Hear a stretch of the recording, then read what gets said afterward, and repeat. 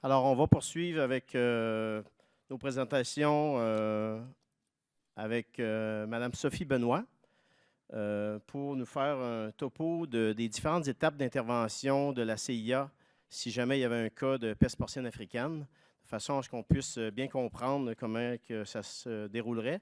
Puis ça va aider aussi à la compréhension de certaines autres présentations qui vont suivre aujourd'hui. Donc, Sophie est titulaire d'un baccalauréat en biologie de l'Université de Montréal depuis 1997. Elle a débuté sa carrière dans le secteur porcin, notamment comme gérante de ferme. Elle a joint l'agence en 2001 et est spécialiste aux opérations depuis 2015. Ses responsabilités actuelles comprennent le support de l'inspectorat et les différentes associations concernant les différents programmes de la CIA, tels que le transport humanitaire, le contrôle des maladies, les couvoirs et la traçabilité. Elle est impliquée dans le dossier des mesures d'urgence depuis 2007 et a participé à la majorité des crises sanitaires, que ce soit l'influenza aviaire, tuberculose bovine, maladies débilitantes chroniques des cervidés et préparation à la peste porcine africaine. Et elle agit en tant que leader de la destruction des animaux et du nettoyage et de la désinfection. Elle est la responsable des interventions de terrain pour le Québec en situation de crise sanitaire. Alors, sans plus tarder, Sophie.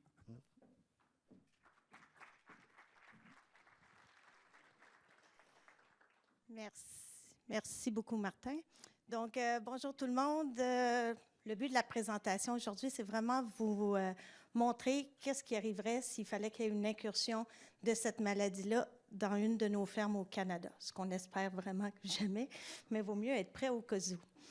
Donc, puis là, je vous avertis, ça se peut que je dise le mot oiseau au lieu du mot cochon. Je suis dans l'influenza aviaire depuis quelques semaines et c'est ça, mais ça se peut. Mais ne vous inquiétez pas, c'est pas transmissible aux oiseaux, OK? C'est vraiment juste une erreur. Je pointe où? Hein? Je pointe là? Je pointe où, moi? Ouais.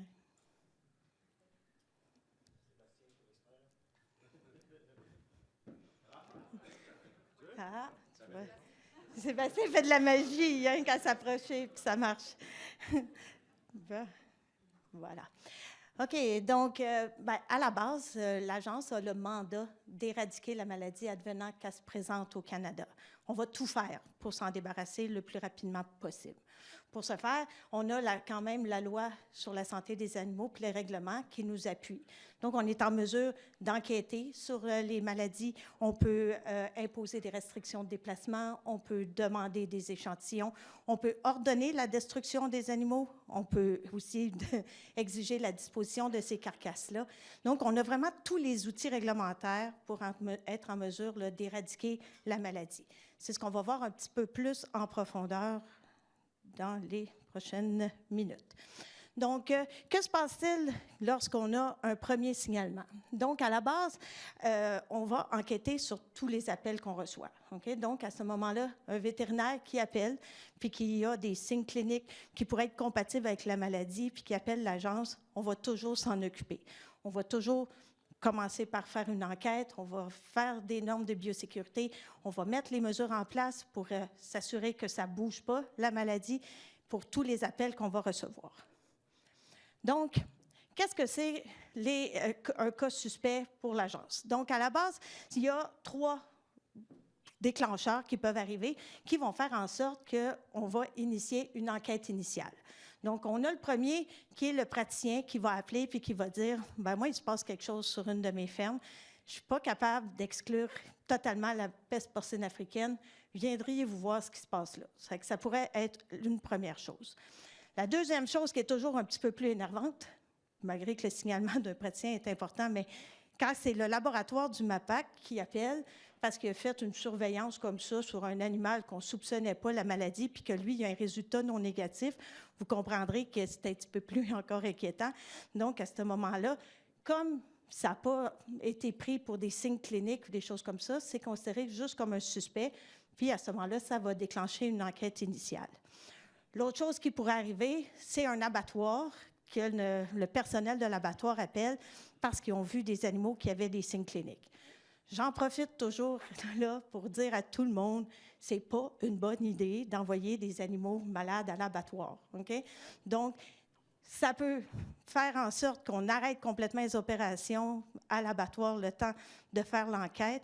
Et non seulement ça, advenant que c'est une maladie, puis là, je parle pour la peste porcine, mais c'est bon pour n'importe quelle autre, vous faites en sorte que vous mettez tous les gens qui passent à l'abattoir à risque d'avoir la même maladie que vous. Donc, ne jamais envoyer ça en se disant bien, plus vite qu'ils vont être morts, plus vite je vais m'en débarrasser, c'est pas une bonne idée. OK? Donc, ce sont les déclencheurs qui peuvent faire en sorte qu'au niveau du bureau de district, bien, on va recevoir cet appel-là et que... Mon Dieu, tout s'est éteint. Donc, on va recevoir cet appel-là, puis on va organiser une enquête. J'ai de la misère avec mon... Là, je demande de reculer, puis ça ne recule pas. On peut-tu reculer de 1, s'il vous plaît? Merci beaucoup. Donc, à la base, quand on reçoit ce premier appel-là, on ne se garoche pas pour se rendre sur la ferme rapido presto.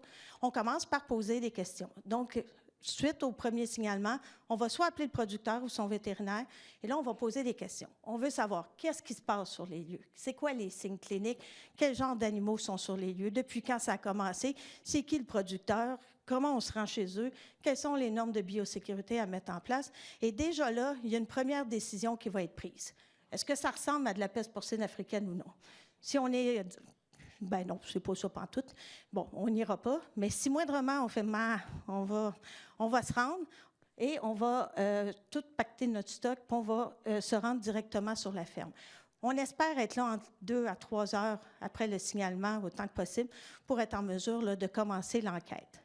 Quand on arrive sur place, à la base, s'il y a un vétérinaire praticien qui a appelé puis qui est encore sur place, s'il vous plaît, restez sur place. Ça facilite beaucoup les choses quand le praticien demeure sur place parce que ça permet, de nous aider à prendre les échantillons qu'on a besoin, mais aussi, il a les connaissances aussi de tout ce qui se passe sur les lieux, souvent un peu plus en profondeur que le producteur. Donc, à ce moment-là, ça peut être facilitant si le praticien reste là. Et non seulement ça, on va l'aider aussi à sortir du lieu pour s'assurer là, que ce soit fait sécuritairement et qu'il ne traîne pas la maladie avec lui en sortant. On va pouvoir lui donner aussi certaines recommandations. Donc, on demande aux praticiens autant que possible de rester sur place après l'appel. Donc, quand on se rend sur place, la première chose qu'on va faire, c'est de parler avec le producteur avant d'entrer dans un bâtiment. Vous allez voir, on est habillé, certains nous appellent des astronautes, d'autres des gros marshmallows, mais on est habillé avec un respirateur sur ça. La communication peut être assez difficile avec le producteur, donc on va le faire avant d'entrer. Plus le producteur est préparé à notre arrivée, plus c'est facile. La petite enquête qu'on va faire avec le producteur peut prendre entre 1 et 2 heures, juste à répondre à des questions. Donc, et là, bien, on a le chronomètre qui est parti parce que là, quand on a une suspicion pour de la peste porcine, on a hâte d'avoir le résultat. Et plus c'est long, chacune des étapes, bien, moins vite les échantillons se rendent au laboratoire. Donc, plus le producteur a idée de... Ça prend les registres des visiteurs, ça prend ses registres de moulés, ça prend tous les consommations d'eau, la mortalité, toutes ces choses-là. Si tout est déjà prêt avant qu'on arrive, bien, c'est sûr que c'est facilitant, puis c'est plus rapide pour faire l'enquête. Donc ça... Et ce moment-là est aussi bien important parce que vous comprendrez que le producteur, pour le moment, il ne pense pas qu'il y a la peste porcine africaine réellement, fait qu'il est très collaborateur, puis il n'est pas encore sur le gros nerf de fournir les informations. Si ça s'avère positif, puis qu'on y retourne après, le monsieur ou la madame sont des fois un petit peu pas mal stressés, puis ils sont un petit peu moins collaborateurs, ou ils n'ont juste pas la tête à ça. Là. Eux autres, ils sont rendus, il va falloir qu'ils détruisent, puis tout ça. Ils ne pensent plus, là, puis répondre aux questions, c'est dérangeant. Fait que c'est un moment important de récolte d'informations où, souvent, on va être en mesure là, d'avoir toutes les informations qu'on a besoin. Une des choses importantes, c'est qu'on ne sait pas si la maladie est présente sur les lieux ou pas quand on arrive à l'agence. Donc, on va respecter les 3 principes. Le premier, les producteurs sont bien habitués, c'est la biosécurité. Donc, on va s'assurer que quand nous, on rentre à l'intérieur, malgré le fait qu'on va porter 2 épaisseurs de salopettes jetables, qu'on va mettre des bottes en plastique, 2 paires de gants, un chapeau, un respirateur, du tape autour de tout ça, on veut s'assurer qu'on ne rentrera pas de maladie chez vous. Donc, si vous voulez qu'on rajoute une salopette en rentrant, vous voulez qu'on rajoute des bottes, il n'y a pas de problème, on va faire tout ce que vous voulez, sauf une chose, c'est prendre une douche. Okay? Donc, évidemment, si on s'habille avec 2 épaisseurs, ce n'est pas pour les enlever en rentrant dans le bâtiment, mais on a vraiment d'autres façons de faire pour pouvoir s'assurer de la biosécurité. Mais quand on s'en va faire une enquête, puis qu'on arrive là, puis qu'on s'obstine à dire non, tu vas te déshabiller, non, tu ne me déshabilles pas, on perd encore pas mal de temps. Et donc, c'est aussi, si les producteurs savent qu'on va le faire d'une façon sécuritaire, mais on ne prend pas de douche, l'agence, quand on rentre sur les lieux, parce qu'on doit s'assurer d'une méthode de sortie pour s'assurer qu'on ne sort pas le virus avec nous par après. Donc, la première chose qu'on va faire des lignes sur le site. Je vais vous montrer dans la prochaine slide. Et on va respecter les 3 principes. La biosécurité, comme je viens de vous dire, la biogestion. Donc, quand on rentre dans les bâtiments, la première chose qu'on fait, ce n'est pas d'aller voir les animaux malades. On veut voir ceux en santé puis les plus vulnérables. Donc, ces animaux-là en santé nous parlent autant que les animaux malades. Parce que pour l'enquête épidémiologique, où c'est rentré, qui était malade, ces choses-là. Donc, c'est aussi intéressant d'aller voir ceux qui sont en santé. Puis, évidemment, on ne veut pas aller voir les malades, puis après ça, ceux qui sont en santé, puis de traîner ça à grandeur des bâtiments. Je vous rappelle qu'on ne sait pas ce qu'il y a à l'intérieur. Fait que si ce n'est pas de la peste porcine africaine, moi, je repars avec mon petit bonheur. Mais là, on ne veut pas avoir que les gens aient à gérer une problématique plus importante à l'intérieur suite à notre passage. Et l'autre chose importante que les gens ne sont pas habitués, bien, nous, on fait du bioconfinement. Donc, c'est vraiment, comme on ne sait pas ce qu'il y a à l'intérieur, on ne veut pas le sortir. Et c'est là qu'on va avoir les 2 épaisseurs. Puis, à chaque fois qu'on passe d'une zone, donc de la zone infectée, souvent qui va être Lazare, pour ceux qui sont habitués, la zone d'accès restreinte, on va passer vers une zone de décontamination. Bien là, on va enlever une première épaisseur, puis on marche là-dedans, on va désinfecter et on va renlever la 2e couche pour s'assurer que quand on est sorti dans une zone non infectée, bien qu'on ne traîne pas de virus puis que qu'on ne risque pas de contaminer nos voitures, par exemple, ou notre matériel. Donc, c'est un peu ce que je disais ici. Donc, on voit que Lazare va être notre zone infectée. On va se faire une zone tiède. Puis là, des fois, les gens restent surpris de voir qu'on se fait une zone tiède qui est très, très grande. Puis là, Christy, ils sont 2 passés là-dedans. Y a-tu vraiment décontaminé tant que ça? Bien, la raison pour laquelle on fait ça, c'est parce qu'on veut que les lignes qu'on va mettre là, au cas où, ce serait celles que c'est positif, bien, qu'on n'ait pas à les changer. Donc, il faut penser qu'il y aurait peut-être un camion, 53 roues, là, 53 pieds, pas roues, 53 pieds qui va être là, ça commence à faire des roues, qui va être là. Bien, à ce moment-là, on veut s'assurer qu'il puisse rentrer dans notre zone tiède, advenant qu'on aurait à faire de la destruction, par exemple. Donc, malgré le fait qu'on ne sait pas encore si c'est là ou pas, on ne prend pas de chance, on fait déjà les zones en fonction du futur au cas où. On voit les gens habillés comme ça. Je le dis à chaque fois de mes conférences. Si on s'en va faire une enquête chez vous, puis les gens n'ont pas l'air de ça quand ils rentrent chez vous, appelez-moi, OK? Parce que ça veut dire qu'ils ne suivent pas. Ça peut être décontenançant quand on arrive, puis qu'on est habillé de même, puis on se dit, les voisins, qu'est-ce qu'ils vont dire, mais qu'ils nous voient passer. Mais c'est vraiment la façon de faire pour s'assurer qu'on ne représente pas de risque là, pour l'entrée et la sortie. Une des choses qu'on parlait plus ou moins par le passé, c'est la détermination de risque. Okay? Donc, suite à toutes les questions qu'on va avoir posées, le vétérinaire qui est sur place, il commence à se faire une idée. Hein? Ouais, les signes cliniques, ça ressemble un peu. Après ça, on va décider, bon, mais est-ce qu'il y a des facteurs de risque? La peste porcine africaine, présentement, on n'en a pas au Canada, puis ça ne tombera pas du ciel, hein, parce que, comme on l'a vu, le sanglier ne tombera pas du ciel. À ce moment-là, il faut s'assurer qu'il y a des facteurs de risque. Est-ce qu'il y a eu des visiteurs? Est-ce qu'il y a eu de l'importation? Est-ce que la nourriture est importée? Donc, il y a un questionnaire qui est un peu plus long à remplir pour qu'on puisse identifier s'il y a des facteurs de risque.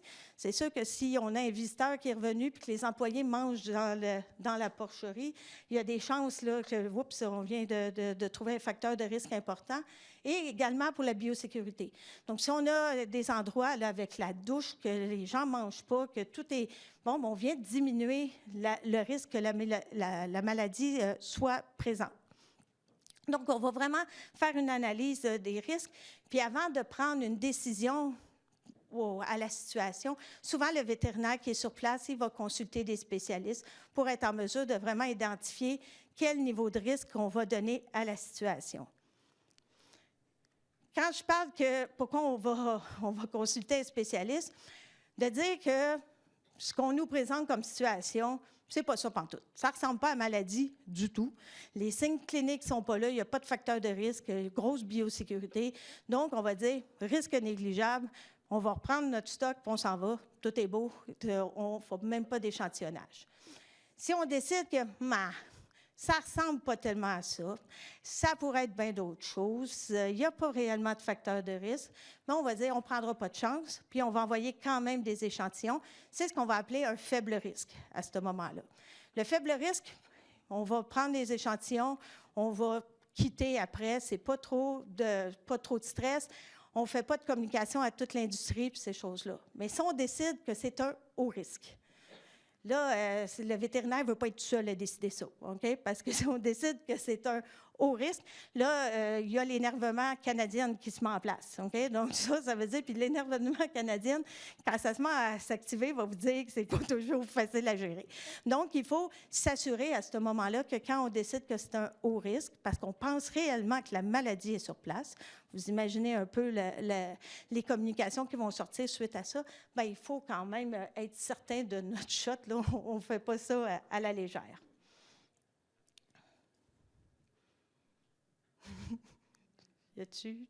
Pouvez-vous m'aider? Merci. Donc, selon ce qu'on va avoir décidé comme risque, bien, il va y avoir l'échantillonnage qui va avec. Donc, si on décide que c'est un risque faible ou un risque élevé, on prend des échantillons des deux façons.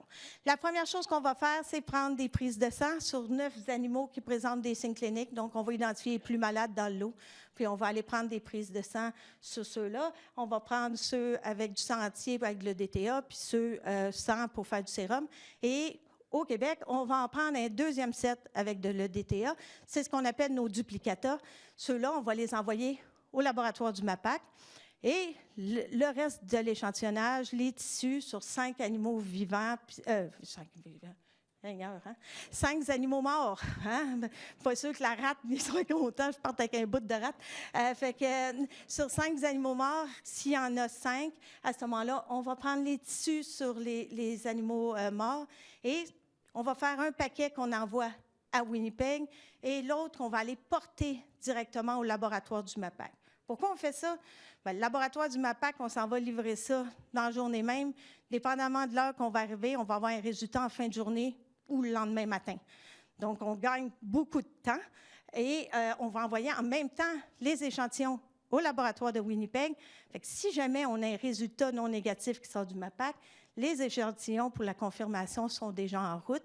Puis, dépendamment de l'heure à laquelle qu'on peut les envoyer, puis là, vous direz que présentement, à Purolator, il faut dire qu'avec la grève de Post Canada, c'est pas facile. Fait qu'avec Purolator, mais au moins les échantillons sont déjà en route. On peut penser qu'en 24-48 heures, on pourra avoir un résultat de Winnipeg. Il y avait la moelle osseuse que j'ai passé vite. La moelle osseuse, ce n'est pas un échantillon qu'on va prendre de base sur nos échantillons, mais la moelle osseuse devient un échantillon de choix pour les animaux comme les sangliers, qui souvent, on va les trouver, sont en décomposition quand même un peu avancée. À ce moment-là, dans la moelle osseuse, le virus survit longtemps. Donc, la moelle osseuse, là, pour les sangliers, devient vraiment un bon choix pour prendre des échantillons. Donc, un coup qu'on est arrivé sur place, on a des gens qui sont rentrés puis qui prennent des échantillons, bien, on va quand même mettre des mesures de contrôle sur le site. Donc, à la base, tant que les gens travaillent à l'intérieur, qu'on ne sait pas encore exactement le risque qui est donné, bon, on va s'assurer qu'il y a juste un point d'entrée sur la ferme.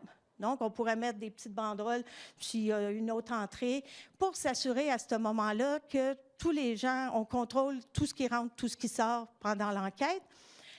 On veut éviter que les visiteurs non essentiels, le camion de moulée qui pourrait arriver, s'il reste de la moulée pour 2 jours, on pourrait retourner le camion de moulée.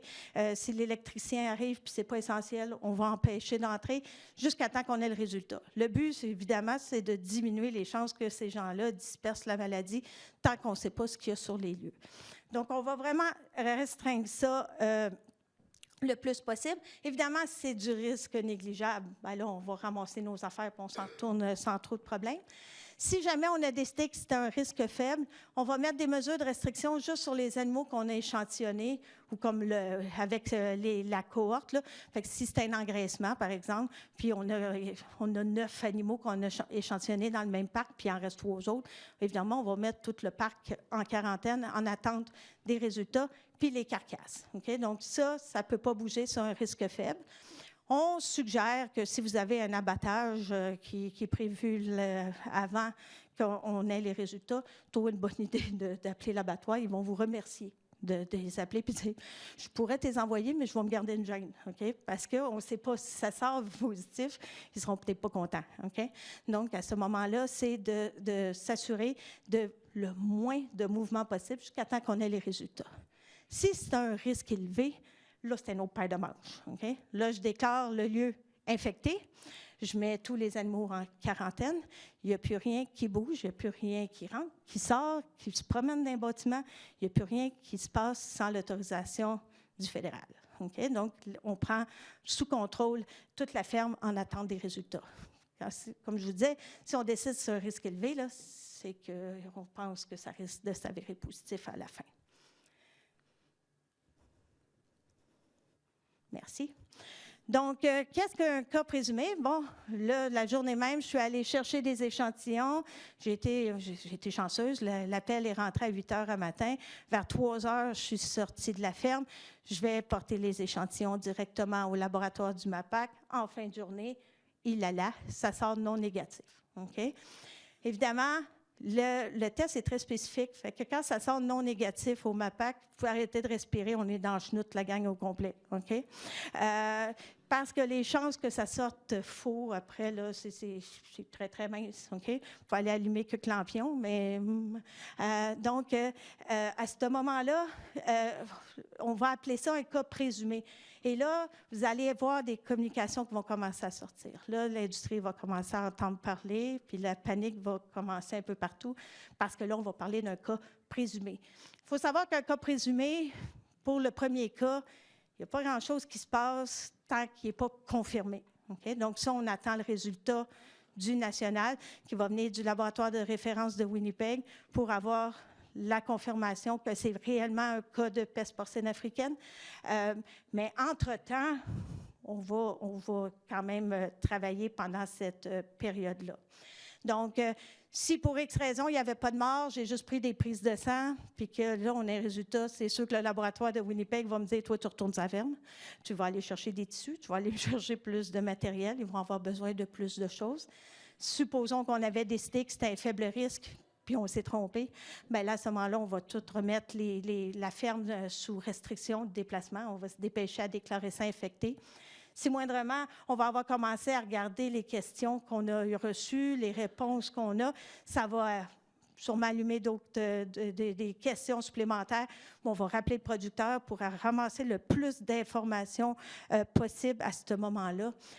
On va évidemment... On pourrait décider d'aller mettre des fermes dans le 3 km autour sous quarantaine.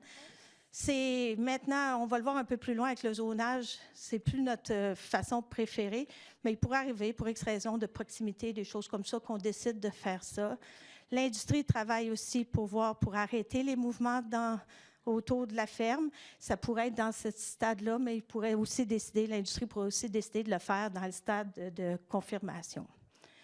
Évidemment, Martin va être en panique, ça c'est certain. Puis il va déjà vouloir, on va déjà vouloir commencer à regarder pour le plan de destruction de ces animaux-là, le plan d'élimination, pour voir comment on va faire ça. Logistique pourrait déjà commencer à dire, on déploie le matériel pour s'il est loin, puis il faut que ça s'en vienne, puis ces choses-là. Donc tout ça commencerait malgré le fait qu'on n'a pas encore la confirmation. Évidemment, il n'y a pas un animal qui serait détruit. On est en mode préparation pour être le plus efficace possible au moment où ça devient positif. Donc, qu'est-ce qu'un cas confirmé? Ben, c'est quand là, Winnipeg va sortir le résultat, puis eux autres vont, à ce moment-là, et là, on va entendre, vous n'entendrez plus le mot non négatif, ça, c'est les termes pour le laboratoire du réseau.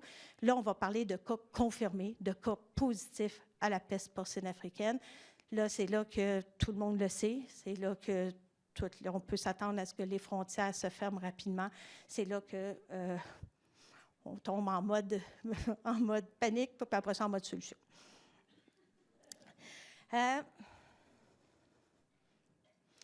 Fait que, bon, comme on disait tantôt, qu'est-ce qui arrive si jamais il y a la peste porcine, que c'est confirmé? Bien, évidemment, le Canada a décidé qu'on allait en mode éradication. Comme je vous disais, on va tout faire pour essayer d'éradiquer ce virus-là pour ne pas avoir à ce qu'il s'installe, là, puis devienne présent.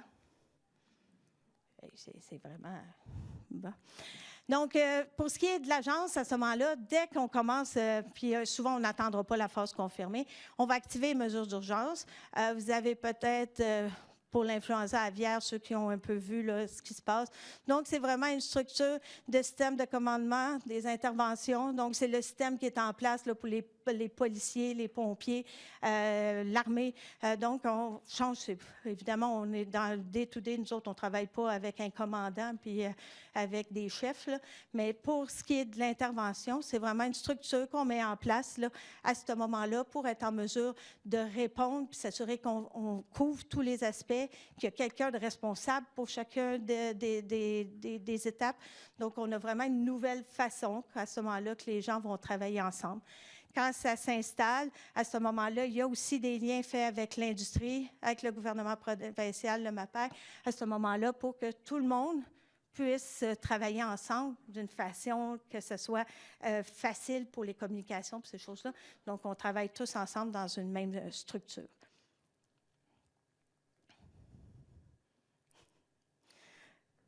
Oups, je pense qu'il y en a une de trop. On peut-tu reculer? Merci beaucoup. Donc, c'est à ça que ressemble un peu la structure. Donc, c'est vraiment une structure là, avec les commandants en haut et les unités là, qui soutiennent le commandant. Après ça, on a une section pour les opérations terrain. Après ça, on a la planification, la logistique qui soutient tout ça, les finances. Donc, c'est vraiment une structure là, comme les militaires. On a une photo en bas. Celle-là, ben, c'est il y a quelques années avant la pandémie, où ces gens-là étaient tous réunis dans une salle puis travaillaient tous ensemble. Maintenant, on vous aurait une image avec tout du monde en Zoom, avec toutes des couleurs. Là, c'est un peu différent parce que maintenant, ça se fait beaucoup de façon virtuelle, nos rencontres, ces choses-là, au lieu d'être en personne. Parce que vous comprendrez que ça fait 2 ans et demi qu'on fait de l'influenza aviaire. S'il fallait qu'on soit tous dans une salle depuis 2 ans et demi, on n'aurait pas vu nos familles depuis longtemps. Donc, c'est la façon maintenant qu'on réussit à travailler. Donc, zonage. Donc, on en a parlé, j'en ai glissé un petit mot, qu'on pourrait mettre les fermes dans un 3 km sous restriction. Mais l'influenza aviaire va nous avoir apporté quand même cette facilité de déclarer des zones. Par le passé, ça avait l'air bien compliqué de demander de faire ça. Ça passait par le ministère de l'Agriculture. Merci. Ça passait par le ministère de l'Agriculture à ce moment-là, puis c'était long, c'était fastidieux. Tandis que maintenant, à cause de l'influenza aviaire, vous avez peut-être vu tout le nombre de zones, que je pense qu'on est rendu à 280 zones de déclarées. Fait qu'il a fallu trouver une façon de travailler qui soit plus efficace. Donc, à ce moment-là, avec les zones, ben, ça prend 48 heures gros maximum pour une zone. Okay? Donc, ça, c'est un outil qui est rendu beaucoup plus efficace, plus rapide. Puis la zone, c'est quoi le but d'une zone? Parce qu'on entend trop parler de zone pour l'exportation, c'est pas ça le but de la zone. Okay? Le but d'une zone, c'est quoi? C'est de s'assurer qu'on contrôle la maladie. Okay? On ramène ça à l'essentiel. Le but de la zone, c'est de contrôler la maladie. C'est quoi? C'est d'empêcher que le virus se disperse à l'extérieur d'une région géographique.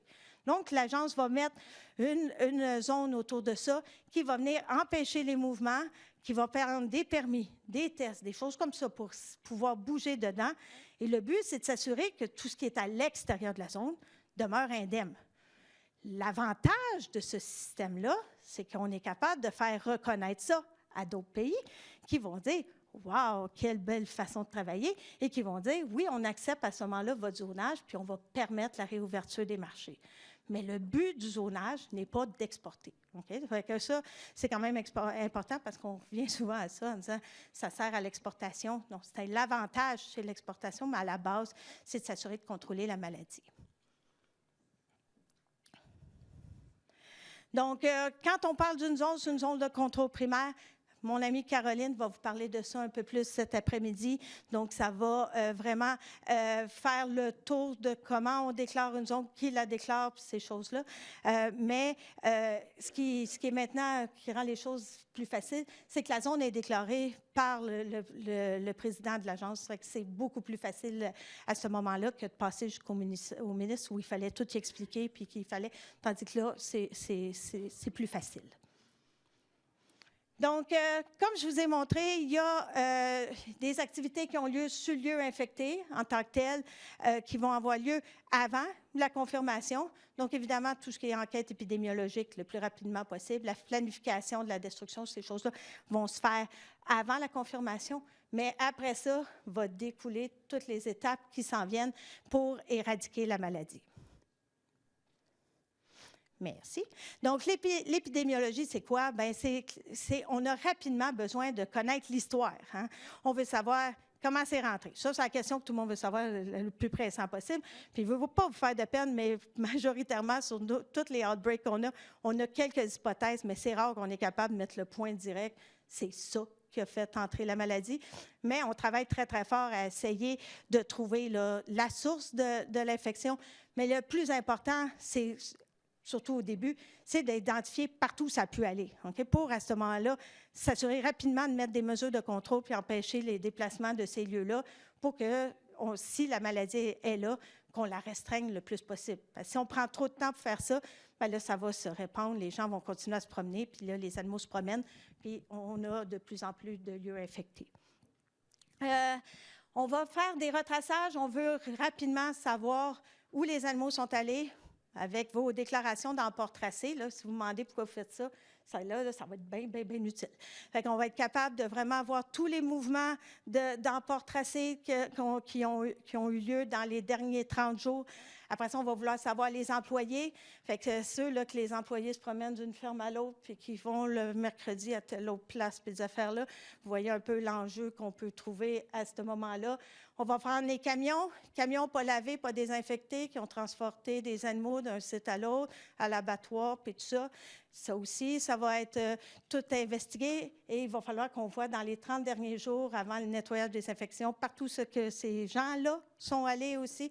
Donc, vous voyez un peu l'ampleur du travail qu'il y a à faire. Sur un site, c'est pas si mal, mais si rapidement on sait que c'est une pouponnière qui est positive, par exemple, bien, la maternité, l'engraissement, puis tout le beau monde-là, ce qu'il fait, puis tout ça. Donc, rapidement, ça va être beaucoup de travail d'essayer de tout cibler ces différents mouvements-là. Évidemment, quand on identifie tous les risques qui sont liés à un site, bien, ça permet de prioriser aussi. Parce que ce qu'il va falloir faire, c'est s'assurer que rapidement, on peut aller mettre des restrictions ou aller voir ou aller tester les différents lieux. Vous comprendrez qu'on a des ressources limitées en personnes, puis en matériel, puis en capacité de laboratoire. Bien, il va falloir à ce moment-là qu'on priorise rapidement ce qui est le plus important, et ça va être les gens en épidémiologie qui vont faire ça. Je ne sais pas où regarder, là. Fait que, il marche, là. Je clique où, là? Je clique en avant, là. C'est n'importe où dans l'univers, OK? Je clique, puis je prie. OK. Fait que la surveillance dans la zone, à ce moment-là, comme je vous dis, on va avoir mis une zone autour de 10 km qui va restreindre les mouvements. Caroline va en parler, mais juste pour lancer une bombe, là, tous ceux qui sont dans la zone, entre 15 et 30 jours, il n'y a aucun mouvement permis. Le temps qu'on statue ce qui se passe. Okay? Fait que c'est juste 15 jours, ça serait le meilleur des mondes, dans le pays 30. Okay? Fait que Caroline, tu t'arrangeras avec ça après. Fait que, évidemment, on va faire la surveillance pour tous les lieux qu'on va recevoir un signalement. On va évidemment aller investiguer puis voir ce qui se passe là. Tous les lieux qui vont être dans la zone vont être sous surveillance. tous les lieux qui vont avoir été identifiés comme étant un lien épidémiologique. Donc, un mouvement d'animaux d'une place à l'autre, des gens, des transporteurs, ça peut être proximité, donc en dedans de 200 mètres, le voisin est bien, bien proche, il peut se ramasser, qui se ramasse comme étant un lieu sous restriction parce qu'il est trop près, il y a un risque au niveau de la proximité. Donc, tout ça va être sous surveillance. Il faut faire attention parce que la surveillance, tout le monde pense que c'est des échantillons, là, que c'est une prise de sang ou des choses comme ça. Surveillance, ça peut être bien des choses. Ça peut être un examen vétérinaire, ça peut être déclarer les morts, ça peut être un examen juste visuel, ça peut être des prises de sang, ça peut être toutes sortes de choses. Donc, quand on parle de surveillance, c'est juste de rester l'esprit ouvert, que ça ne veut pas dire nécessairement que c'est des échantillons en tant que tels. Vous imaginez si on a 5 zones en même temps avec une zone avec 100 fermes, par exemple, l'ampleur des échantillonnages, bien, il faut s'assurer que ça fonctionne aussi avec les capacités de laboratoire. Fait que là, on est en train d'évaluer pour être certain que la demande de ce qu'on va vouloir faire bien, va être faisable par les laboratoires. Donc, on travaille très, très fort avec les différents laboratoires réseau pour s'assurer qu'on connaisse la capacité puis qu'on est capable de s'ajuster avec le type d'échantillonnage qu'on va demander pour les différents mouvements. Par là.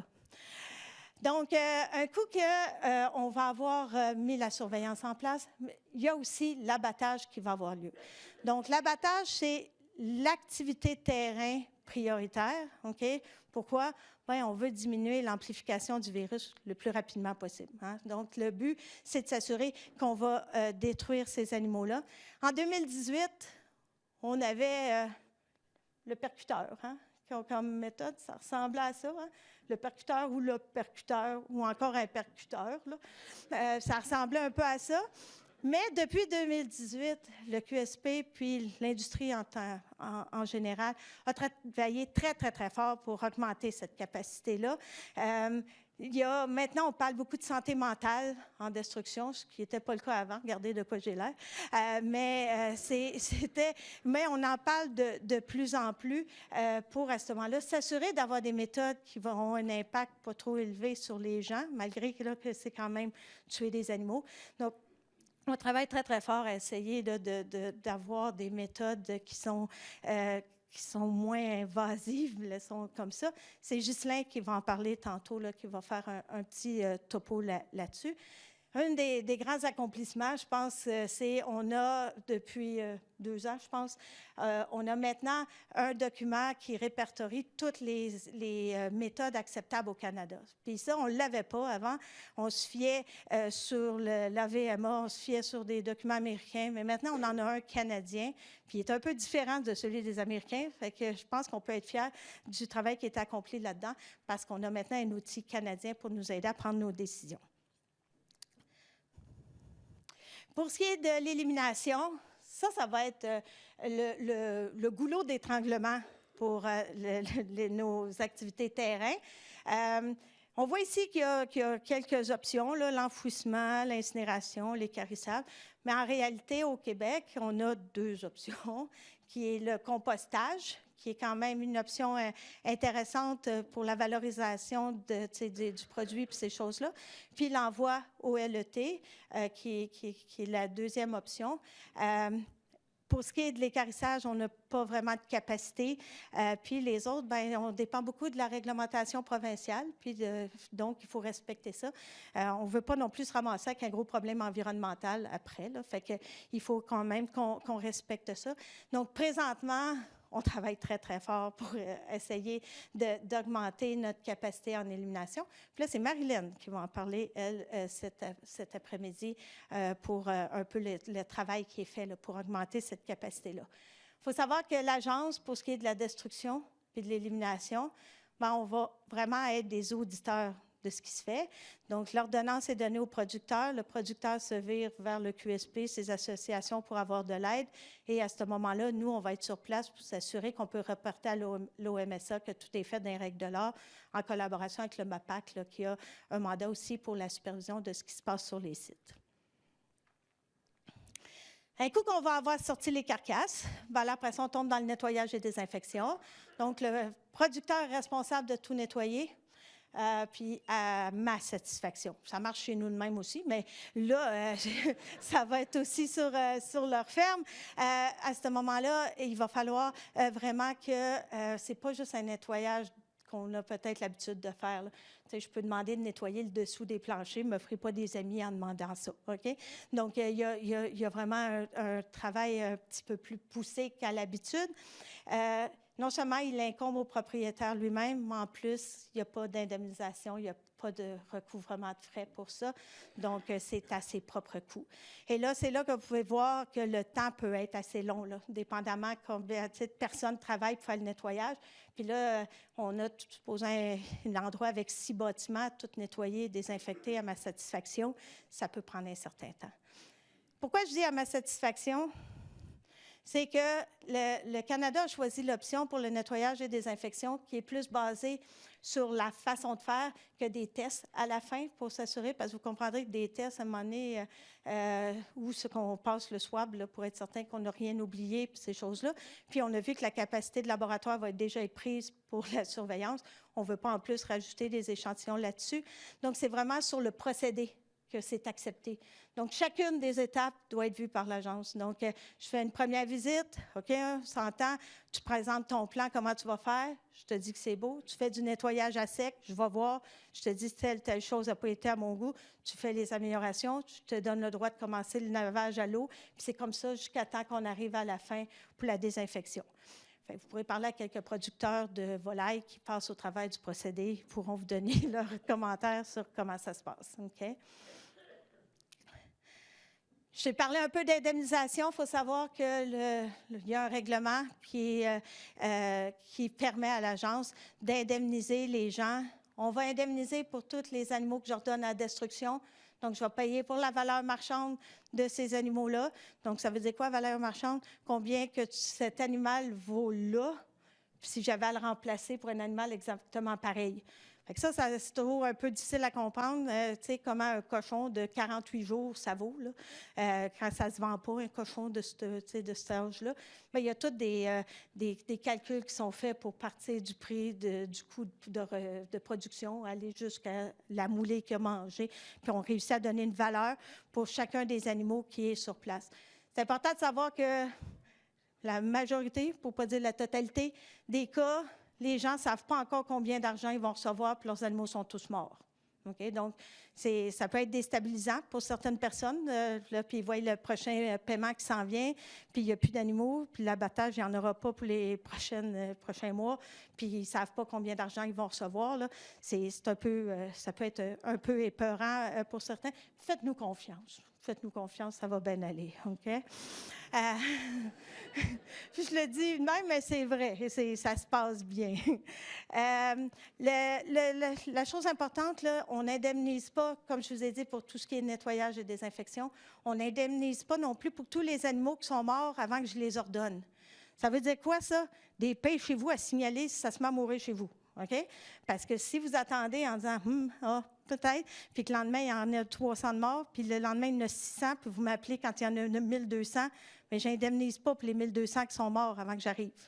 Okay? Donc, c'est ça le but de cette chose-là, c'est de s'assurer que les signalements vont être faits rapidement. Okay? L'autre chose qui est importante, on n'indemnise pas pour les pertes de production. Fait que ça veut dire quoi? Bien, un coup que je t'ai payé pour la valeur de tes animaux, si ça te prend 6 mois, 9 mois avant de retourner en business, bien, il n'y a rien qui est donné par l'agence dans le programme d'indemnisation. Il faut se virer vers d'autres départements pour être en mesure d'avoir un peu d'aide. Rétablissement, c'est longtemps. Okay? Donc, qu'est-ce qu'on veut dire par là? C'est qu'on peut le voir, le rétablissement, sur 2 façons. La première, au niveau de la ferme. Donc, un coup que j'ai approuvé la désinfection, bravo, on a un gros bout de fait. Mais là, il y a une période d'attente qui peut aller là, jusqu'à 6 mois, dépendamment du nettoyage et des infections, puis si les animaux allaient dehors ou pas. Sinon, ça peut prendre 45 jours. Fait que, tu sais, on est entre ça, là, ça va être évalué au cas par cas, puis si on utilise des animaux sentinelles ou pas sur les lieux. Pour ce qui est du pays en tant que tel, il faut que toutes les zones de contrôle soient levées.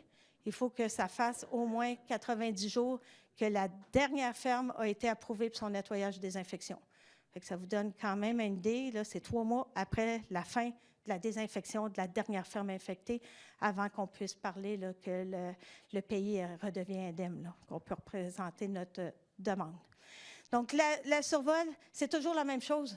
Hein? C'est toujours la même... on fait les étapes toujours dans le même ordre, c'est chronologique. Mais là, vous pouvez voir, par exemple, que plus c'est long avant qu'on déclare, plus c'est long avant que j'aille les échantillons, plus c'est long avant que je fasse ci, que ça prenne 2 semaines pour sortir les carcasses. Bien là, vous voyez qu'à la fin, c'est long avant qu'on se rétablisse. Hein? Donc, plus on est efficace tout le long, plus on est organisé, bien évidemment, plus on a de chances de se rétablir rapidement. Puis je pense qu'en tant qu'industrie puis le gouvernement, on a tous le même objectif à ce niveau-là, c'est de passer au travers de ça le plus vite possible, en gardant tous nos producteurs. Ça, c'est quelque chose que je tiens vraiment beaucoup, qu'on passe tous au travers de ça, puis qu'à la fin, bien, que tout le monde est encore là pour s'assurer là, de repartir ça du bon pied. Dernière chose, c'est les passes sauvages. On est chanceux au Québec, on n'a pas de population de sangliers d'établis. Bravo pour nous, mais si ça se passe en Alberta, puis il y a un sanglier qui a la maladie, on est tous dans le même bateau. Là. Pourquoi? Bien, les frontières ferment anyway, parce que si c'est en Alberta. Fait que malgré le fait qu'au Québec, on n'en a pas, la seule chose que ça fait pour avantage, nous autres, c'est que si jamais on a un cas, ça va être beaucoup plus facile de dire qu'on a éradiqué la maladie parce qu'on n'a pas de sangliers sauvages autour. Mais si ça se passe en Alberta, puis qu'ils sont obligés de faire une grosse zone autour de ça, parce qu'ils vont faire une zone, ils vont peut-être décider de mettre des clôtures, ces choses-là. Vous comprendrez qu'évidemment, ce n'est pas moi qui vais aller courir après les sangliers dans le champ. On travaille beaucoup, beaucoup avec le ministère de la Faune, puis les différents partenaires pour ça, ceux qui ont l'expertise pour ça. L'agence donne un peu les règles, comment ça va se faire, mais on dépend beaucoup du travail de gens là, qui sont beaucoup plus spécialisés puis qui ont les connaissances pour s'assurer que ça se fasse dans les règles de l'art. Et voilà. J'ai-tu dépassé beaucoup? Tu m'arraches la tête?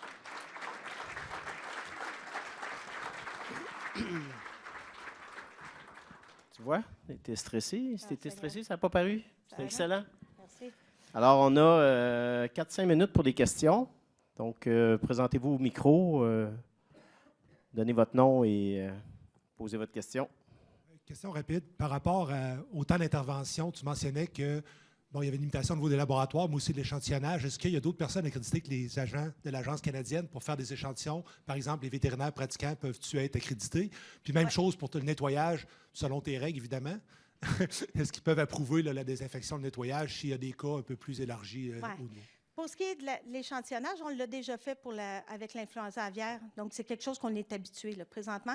Le premier cas doit être pris par l'agence, mais rapidement après, quand justement que là, on sait que la maladie est là, les échantillonnages peuvent même être faits par le producteur. On permet que le producteur puisse faire son échantillonnage. Les praticiens, dans l'influenza aviaire, on n'a pas eu tellement besoin parce que ça n'a pas été une ampleur qui l'a justifié. Mais on peut s'attendre qu'en peste porcine africaine, on va avoir besoin de l'aide de tout le monde. Donc, c'est sûr. Le nettoyage et désinfection, ça, il faudrait que je vois parce que c'est vraiment la CIA qui doit l'approuver. À ce moment-là, il faudrait que la personne soit comme désignée pour être un représentant de la CIA, mais c'est quelque chose qui pourrait être pensé. Une autre question rapide, peut-être, ça va être répondu après, mais ton zonage de 3 km versus ta zone de surveillance de 10, c'est quoi la différence? Es-tu le zonage en cas de suspicion de 3 km et la zone de surveillance de 10? Es-tu en cas de cas confirmé? Non, c'est deux sections de zones différentes. Le 3 km, c'est la zone infectée, puis il y a un 17 km de plus de zone de restriction, mais ça va être couvert par ma partenaire. Merci beaucoup. Autre question? Bonjour Sophie, Yvan Fréchette, éleveur. Par rapport à la période de retraçage, le 30 jours que ça prend pour voir partout les liens, tout ça, comment vous avez fait, soit en avicole, mais tout ce qui est port de basse-cour, on a parlé de sanglier au Québec, c'est assez facile à régler, mais tout ce qui est port de basse-cour, je te donne un exemple. Moi, je suis à la croisée d'un 4 chemins.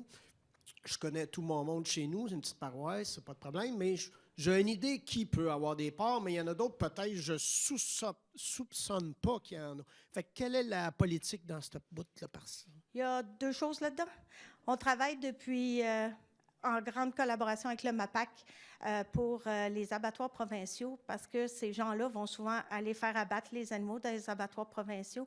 Et on s'est assuré à ce moment-là que tous ces gens-là qui n'ont pas de numéro de site, qui ne déclarent pas à port tracé, qui soient ajoutés dans port tracé. Donc ça, depuis au moins 2 ans, on a une bonne représentation de ces gens-là qui sont là. Il y a aussi le MAPAC qui l'a fait aussi pour l'influenza aviaire. Ils se promènent sur le terrain, puis ils vont identifier. C'est sûr que c'est plus facile quand c'est écrit œufs à vendre sur le bord du chemin, de savoir qu'il y a peut-être des poules sur place. C'est peut-être plus facile que le porc, mais il y a vraiment ce travail-là. Puis on travaille aussi avec les municipalités qui peuvent aussi avoir une idée de Paul qui a peut-être un cochon dans sa cour. C'est bon. Sébastien?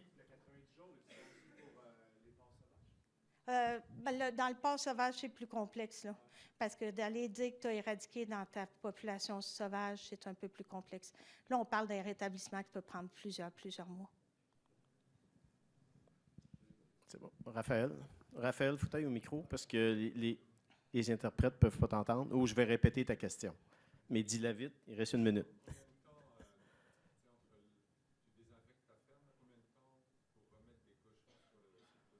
Combien de temps entre la fin de la désinfection et le délai pour le repeuplement?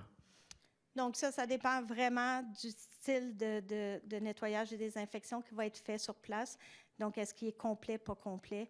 La base, c'est 45 jours avant de pouvoir repeupler. Il y a une dérogation qui peut être demandée, mais tout ça est encore en discussion. Il n'y a rien encore qui est vraiment défini. On est en train d'écrire le livre. Il y a des sections qui ne sont pas encore terminées, mais on peut penser que c'est beaucoup, beaucoup plus long que l'influenza, comme c'est un virus qui survit plus longtemps dans l'environnement. Merci, Sophie.